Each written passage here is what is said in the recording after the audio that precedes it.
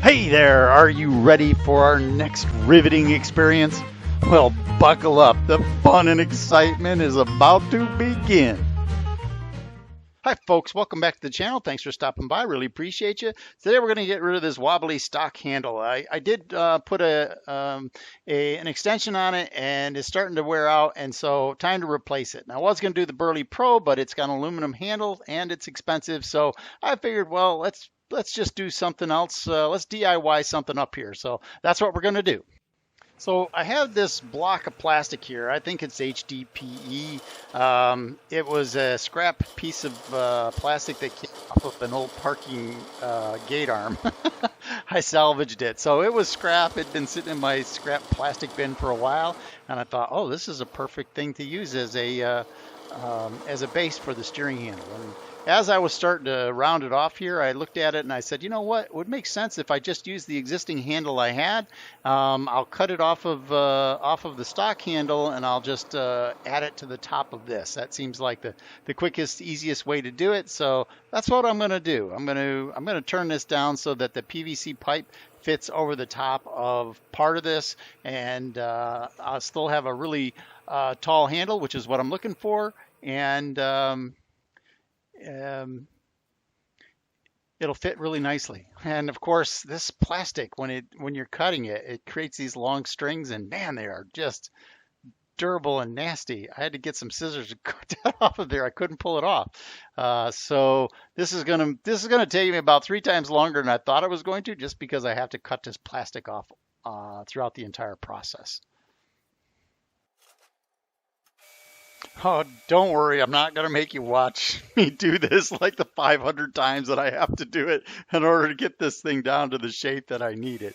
But I did want you to see just how frustrating it was to work with. So I tried a lot of different techniques, like stopping it um, in between to see if I could get it to just fly off, but nothing I did worked, and I just ended up having to stop about every 30 seconds and clean off the material. But I was able to do it. It just was painful and annoying. So here I have the basic shape, the real basic shape, and I know that I need to figure out, well, how big do I need to make that shaft in order for it to have this PVC pipe fit over the top of it. So here I went and got my calipers, and I'm just checking it with my calipers. And by the way, these are like $20 calipers from Harbor Freight. They're nothing special, but they're one of the tools that I use a lot when I'm working in the shop. So I highly recommend them as a tool, and it will allow me to measure this periodically as I'm working to make sure that um, I'm cutting it to the right width, and it turned out perfectly. I do get smart in here, and I actually turn portion of this down so I can get it down to the actual thickness that I need, and that allowed me to identify the rest of it that needs to be that same thickness, so I can compare it to that part that I know I've already measured and that it's the right thickness, and then from there I can turn everything else down to that same thickness.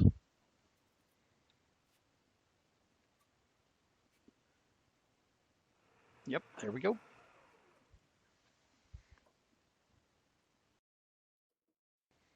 So here I am, just double checking the dimensions and cleaning up the shoulder there a little bit. So that long thin spot on the top of the of what I'm turning here, that's where the PVC pipe is going to roll over. And I got it pretty close the way I want it. And now I'm sort of deciding to tear apart the old handle here so I can look at the mechanisms and what parts I can steal from it and what I can use and that sort of thing. So just grinding some gears, trying to figure out how I want it to all work. And so now what I'm doing is trying to figure out, okay, how does this handle meet with that, with the cover plate, and how will my handle meet with the cover plate? And I'm trying to work out the design elements that I'm going to work with. And this is where I come up with the idea is, I'm just going to just gonna mill the bottom of this handle down so it fits inside that, and that it overlaps on the edges as well. And I think that will give me the most stable handle. So I didn't like that wobbly stuff, or it wobbled all around, and so I'm trying to come up with a nice stable way to make this work. And this is how I work. I will do a lot of this design stuff as I go, and sometimes it gets me in trouble because I make a mess, and I start over more often than I'd care to admit. But sometimes it comes out pretty good too. So that's what I'm doing here. Is I'm just going to mill down the bottom of this so that it fits inside that cover plate.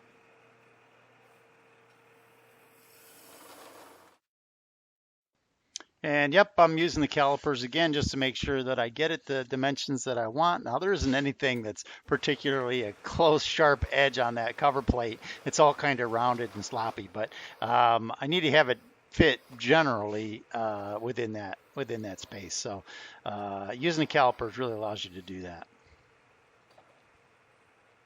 Now, at some point in the milling process here, I decided that I was going to mill in a little detail near the bottom, a little reveal, and it was a pain in the ass, and frankly, it was totally unnecessary, but I guess it looks kind of cool. I don't know. But it does fit in that plate perfectly. So, yep, using the calipers worked out as desired, and then the handle also slides right on. And, yeah, all that worked pretty well.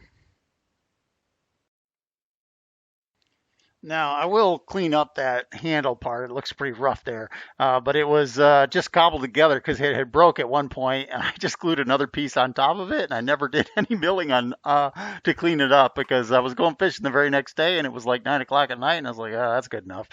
That's the way I left it. So, yeah, I will need to clean that up a bit so that it looks halfway near decent when I put it on the kayak again. And then I just did a lot of testing the fit and finish and oogling it a bit and getting excited. So, well, the next bit here is figuring out how I'm going to use the gear shape on the bottom of the old handle to make it interface. And this is about the time my son shows up, and he's a goofball, and he has to interject whenever he sees me taping. So here you go. Oh, are you recording? Yeah, I am recording. Yo! Don't forget to like and subscribe to More Sporting if you want to earn mega channel goodwill. Okay. Anyway, let's watch one. Now, I thought that this shaft that came off the bottom of that was a separate piece from the handle itself. Turns out it's not. It's all molded together, and it's not coming out of there. I thought I could just slide that shaft out and reuse it, but couldn't do that. So I ended up taking a bandsaw to it and cutting everything off of it so I would have just the shaft, and I had to clean that up a bit to make it all work.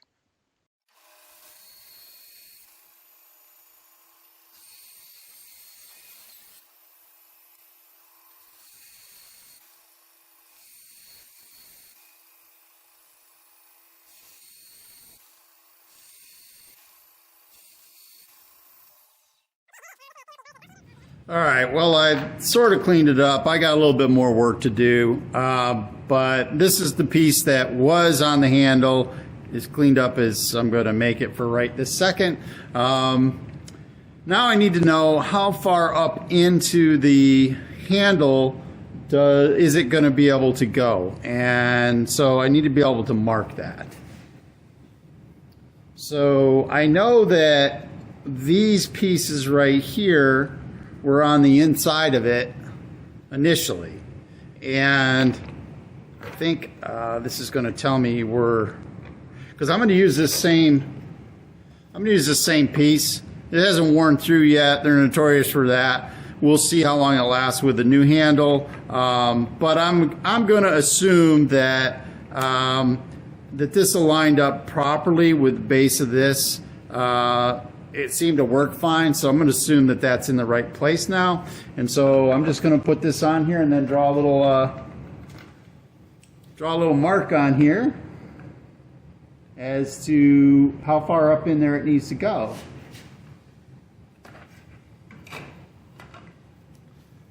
Not exactly, micrometer accurate, but That should give me a rough idea. It's going to be right around the bottom side of that silver mark there. So I have that much that I need to drill into the bottom of my my new steering handle. And then I'll probably just run a pin through it. I might actually fill this inner piece here with aluminum just to add some additional strength and structure to it so it doesn't crack when I drill through it, but we'll see. I don't know about that. Okay, I drilled the pilot hole with a 1/4 inch just to help the larger bit go down in the right place. Got everything lined up. It's not micrometer accurate, but we're close. Well, some of you more astute people may have noticed that I'm now currently drilling the hole in the wrong end of the handle. And I'd like to say that I'm doing it to lighten the weight up on the handle. But the truth of the matter is, I'm not paying any attention to what the hell I'm doing. I'm just drilling it right down the middle. It's perfect. Yeah, I was really excited how centered I got that hole, but it's in the wrong place. It's on the wrong end. Gosh darn it. Yeah, so I did eventually figure it out and flip it over, and now I drilled the pilot hole again, and now I'm drilling it out with a bigger drill bit.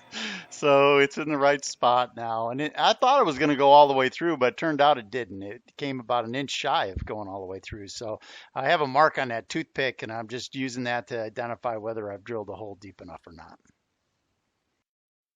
Okay, time to start testing the fit here.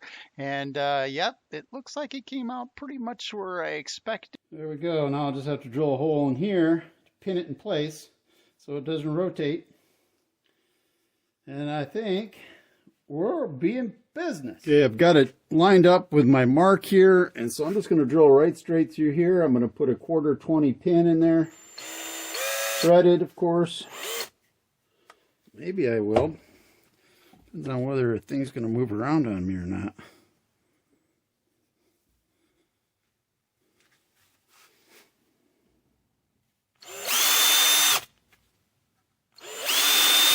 Probably help if I had a drill bit that was a little sharper.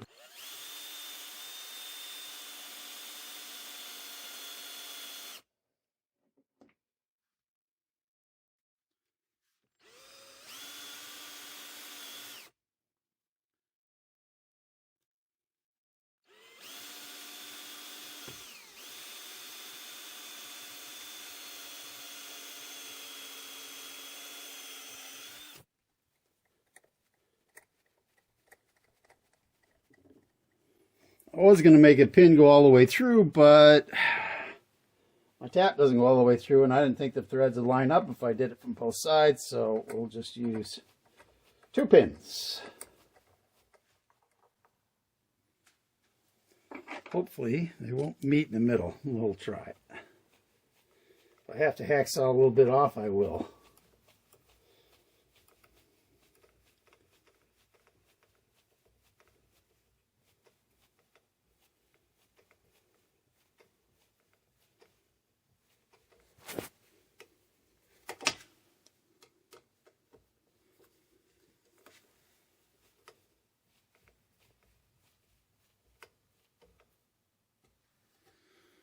There we go. Almost forgot. I needed to put a pin in here as well. And it'd be really cool if they lined up. So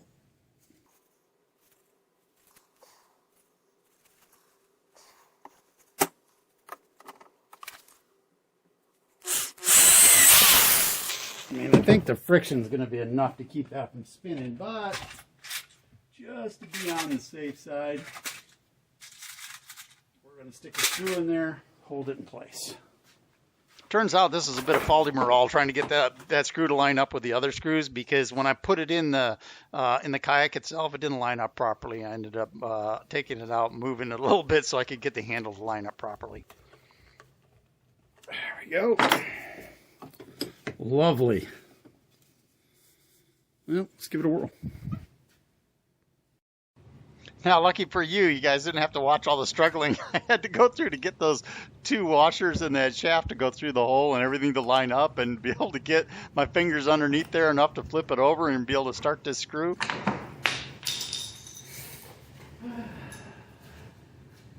Spend half my life picking stuff up off the floor. And of course, it's a struggle just to put in a screw, apparently. Oh boy. How about I get a screwdriver that fits? I think we got a problem here. Houston.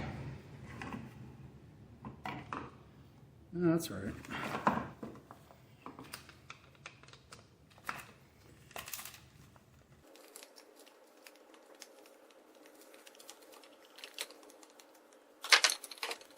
Turns out, once I got the screw in, just getting the cables to line up on the pulley and get that thing to get down on top of it was in and of itself a bit of a struggle. And then I got it all done. I realized, oh, well, that cover is on there backwards. I had to flip it around. So, yep, here we go. Hey, now the screw holes will line up. There we go. Hey, all right.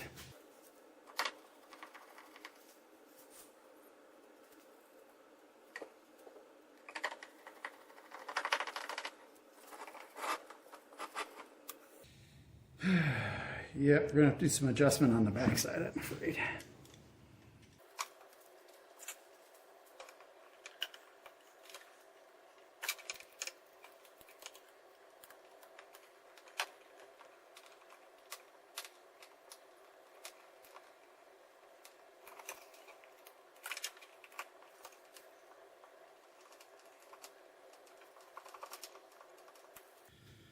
Okay. Okay, that's the rudder being straight right there. And you can see that my handle doesn't line up. Now, I could adjust the cabling back there at the disc to move it all this way. But I think what I'm going to do is simply move that screw and rotate it around. Now that screw won't line up with those anymore, but I think I'd probably be okay with that. It's just the easy way to deal with it. There's also staples and stuff inside there that hold the cord, and I don't know exactly what they do. So yeah, I think that's what I'm gonna do, just move that.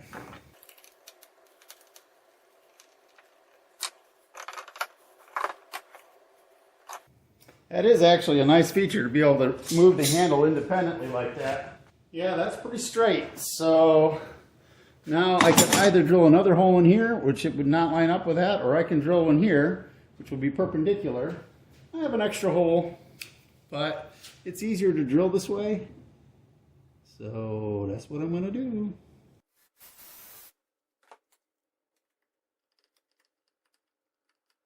There we go. Now it's a lot sturdier than it used to be. Yeah, I like it. I like it a lot. All right, we're going to go with that.